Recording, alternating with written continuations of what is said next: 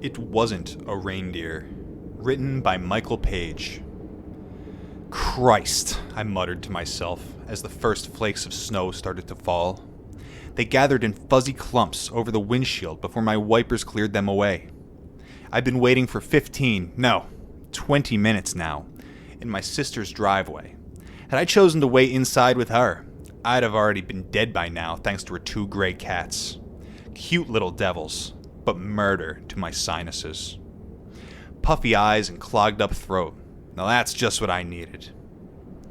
Every Christmas, our family made the annual trip to my grandparents' cabin, tucked away in the woods of Hope, Alaska.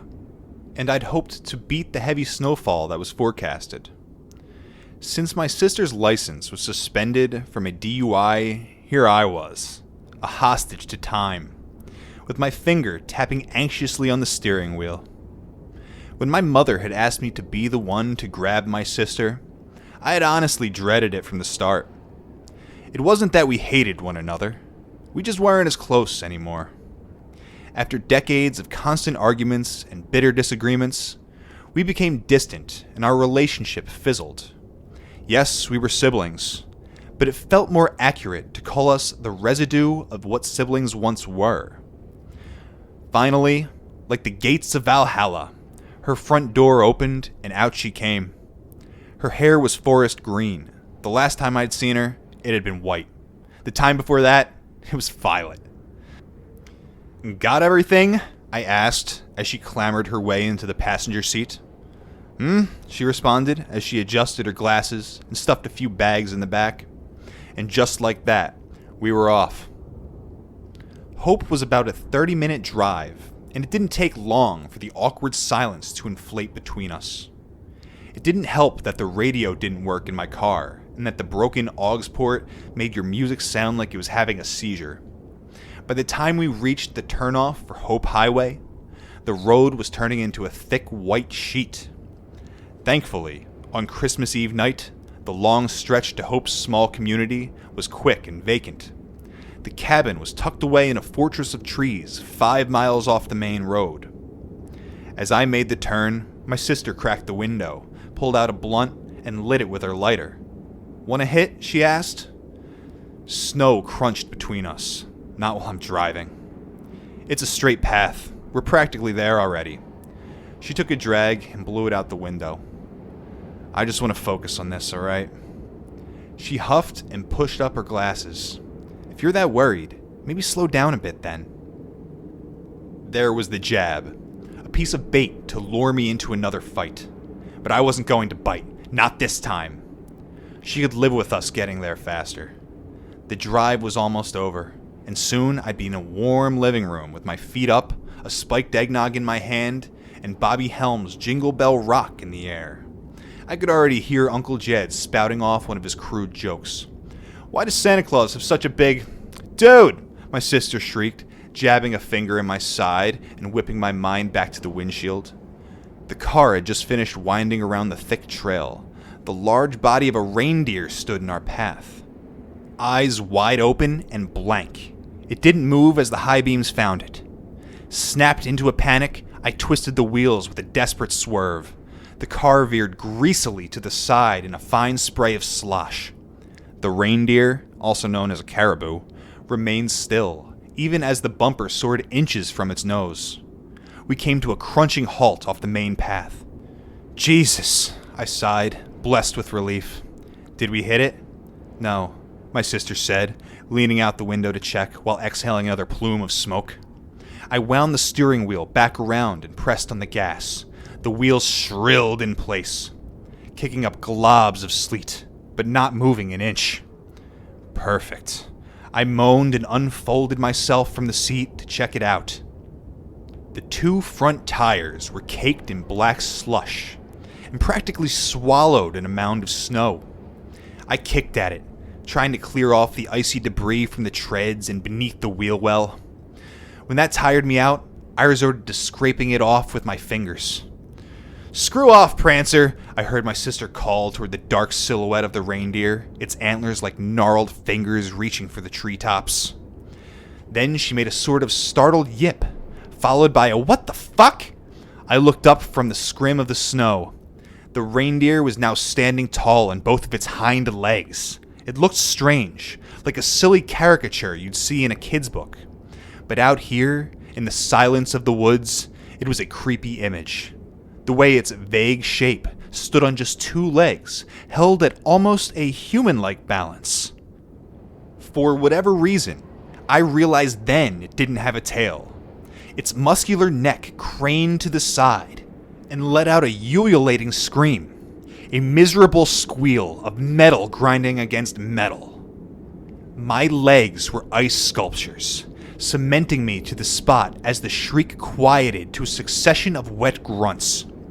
The reindeer dropped down to its original posture and stomped heavily. Puffs of white vapor and strings of snot vented from its nostrils. I am no hunter, but it didn't take a lot to tell when a pissed-off animal was about to charge. I leaped for the driver's seat, pulled the door open, and slammed it shut just as the muffled thud of hooves reached me.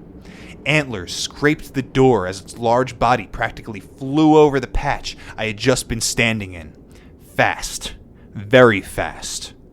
My sister screamed as the large bulk of its frame wound back around and charged again, this time shattering the headlights and submerging us in darkness. "Just go already!" my sister hollered in my ear. "I'm trying, goddammit!" I hissed. The wheels continued to spin helplessly. We were trapped. The creature charged again, this time nailing the window.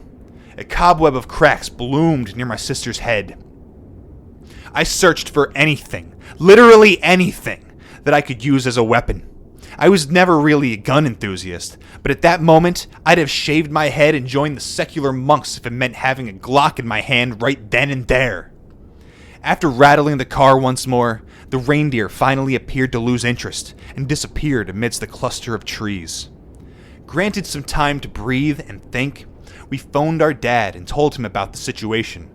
He was going to come down in his pickup and get us unstuck and out of this mess.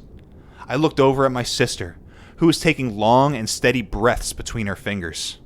"Are you all right?" I asked. "What do you think?" she grumbled. "I told you to slow down." Another jab, and this time I wasn't going to have it. "You want to be useful?" I yelled. "Get out there and push. No? Then shut the hell up. I don't need it right now." She said nothing else, and neither did I, returning once again to the pocket of silence that our relationship succumbed to.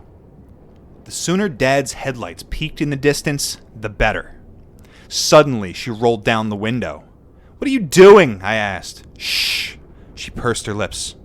"Just listen." Humoring her, I waited, and sure enough, the sound reached me too. The quiet voice of a little girl coming from outside. "Somebody," it whimpered. "I'm lost. Please help me. I'm lost." My sister unlocked the door and motioned to open it. I grabbed her wrist. "What are you doing?" she snapped. "There's someone out there." "Just wait a second. It's weird, isn't it?" The voice continued to whine, choking between sobs and pleading for someone, anyone, to help her. I didn't like the way it sounded.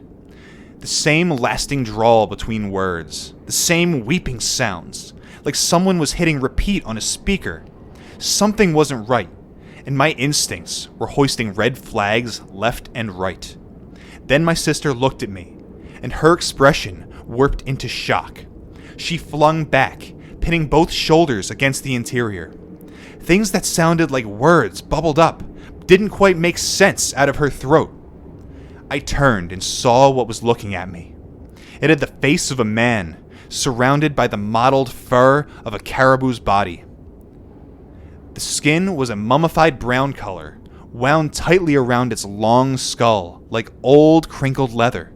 Snowflakes landed upon its wide, expressionless eyes and melted into dark membranes of its pupils.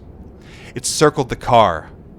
It was bobbing its antlers and fogging up the windows as it peered inside. My heart shook the walls of my throat. I locked eyes with my sister, unable to say anything behind the sheer disbelief. I should have grabbed my phone, snapped a photo, recorded a video, anything. But my thoughts were jangled. It then let out that same horrible scream. but I didn't see its tight, contorted lips open. The sound was coming from its neck. Small, fleshy orifices, flapping open like mouths, were converting the high-pitched shrill into the mimicked cry of a little girl. "Help me. I'm lost. Help me." Headlights glazed the area. My father's pickup came into view, paving its way down the path. The reindeer, or whatever the fuck it was, ran off, vanishing once again into the snow-covered thicket. Nobody believed us. Why would they? If anybody had told me that story, I would have assumed they were hopped up on some crazy psychedelic.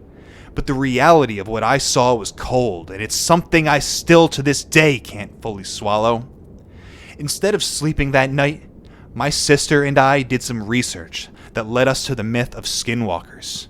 Beings of some sort, capable of mimicking voices and disguising themselves as animals to lure people into the woods. After reading other accounts, there wasn't a doubt in my mind what we'd witnessed out there. Every so often that night, I'd stare out the window and eye the yard, wondering if I'd see that leathery face watching from the tree line. Neither I nor my sister ever made that trip again, much to the frustration of my family. But there was a silver lining. She and I have never been closer.